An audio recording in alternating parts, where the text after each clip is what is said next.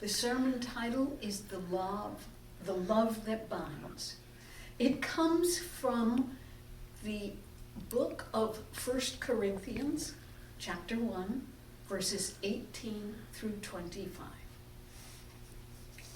In 1665, Isaac Newton was sitting out in his garden under the family's apple trees, and he was drinking tea. At just the right moment, an apple tree stem bent, and it could barely hold its fruit. It couldn't resist any longer the pull of gravity. An apple dropped. It bonked Newton on the head, leading to a whole new series of thoughts that set in motion a whole new worldview, now described as Newtonian. Newton saw all of creation as a vast machine. He believed that scientific methods could reveal more about this machine. The preferred method of Newton was that we should study the parts of the machine. Over the past several centuries, scientists and mathematicians have come to know more about the universe by using Newton's method. But beneath the fabric of Newton's universe, more recently, quantum physics has revealed a very different world at the subatomic level. Previously, scientists noted the emptiness of space, the lack of matter. Quantum physics revealed that there are connections in those spaces. There's a famous experiment that found when two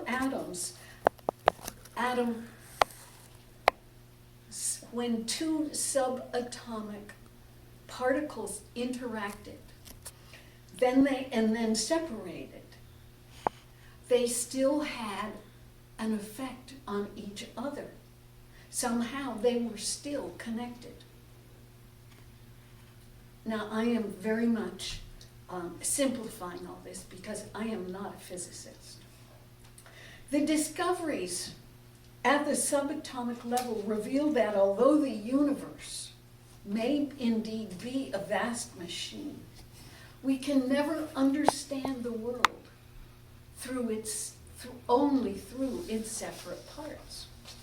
While describing these discoveries briefly in a sermon make the changes seem almost trivial, for the scientists and mathematicians who have done this work, it is very disturbing. They expected the subatomic world to be just as uniform and orderly as the one in which the apple dropped. Instead, they found uncertainty and unseen connections. Albert Einstein labeled this as spooky. These discoveries continue to challenge the worldview of Newton.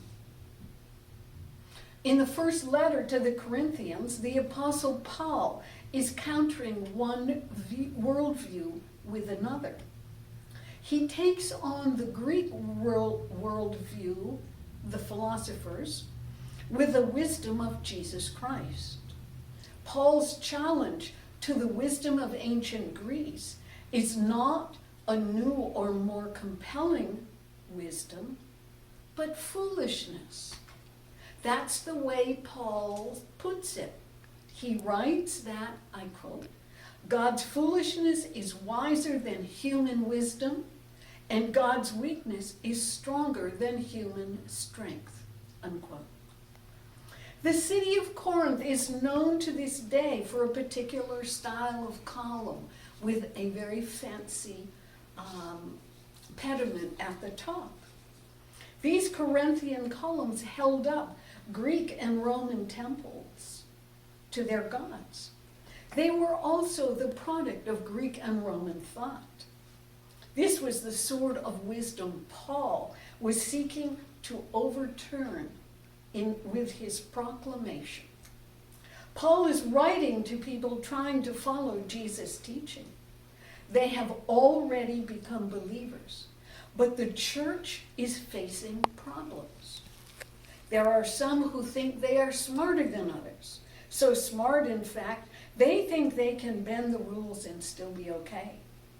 There are others with spiritual pride.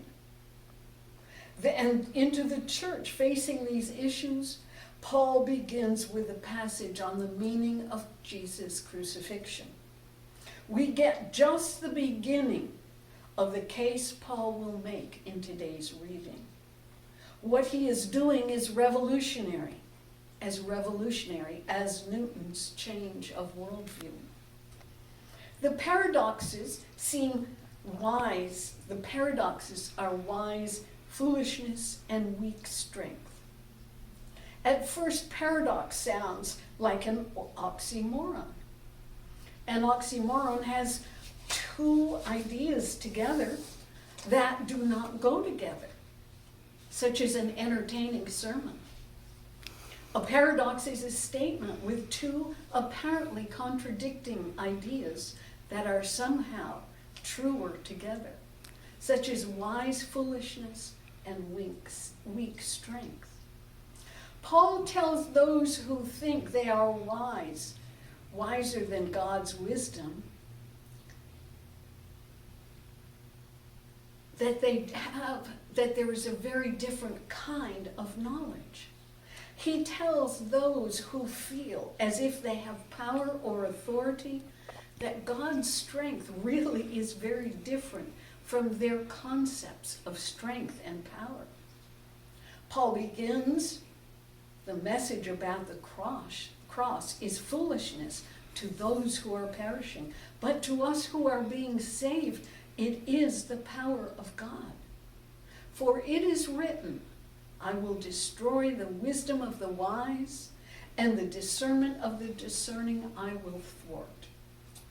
Here Paul is quoting from the prophet Isaiah.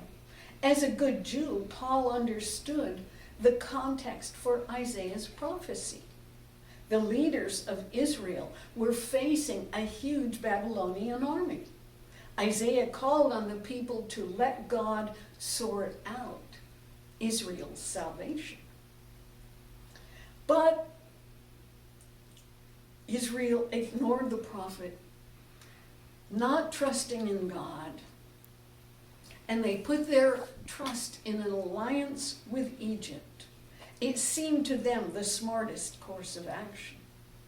God responded through Isaiah that the wisdom of the wise would be destroyed. When push came to shove, Egypt did not, in fact, have Israel's back. Babylon won, and Israel was taken captive. For Paul, in his situation with the Corinthians, he sees this happening all over again. The Corinthian believers are not putting their faith in God alone, but are leaning on those old Greek and Roman pillars, human wisdom. Paul sees this as something overturned with the crucifixion. Because Paul notes the cross is a folly, the idea of God suffering and dying is ludicrous. A suffering and dying God was an oxymoron at best, an affront to reason and wisdom, to be sure. Anyone knew that if there is a God who created the universe and all that is, such a powerful God could not be harmed by mere humans. But with wise foolishness, God did not just sit back and watch the drama of creation or the situation in Corinth unfold. In Jesus, God became man and entered into creation. And in doing so, God became vulnerable. This action on God's part is not just some new teaching or clever idea. The incarnation is a world-changing intervention into human history. By reason alone, it would be considered utter foolishness for the one who could be above and beyond creation to enter into it. By reason alone, Jesus' death revealed his weakness. But rather, Jesus continued to love humanity, no matter the cost. And this is where the two threads of this sermon get intertwined, as we have explored the worldview of Newton and quantum physics and the universe, and then examining the worldview of the Greeks, or with the power of God as revealed in Jesus. Through Newton, we see as a vast machine of separate but important parts.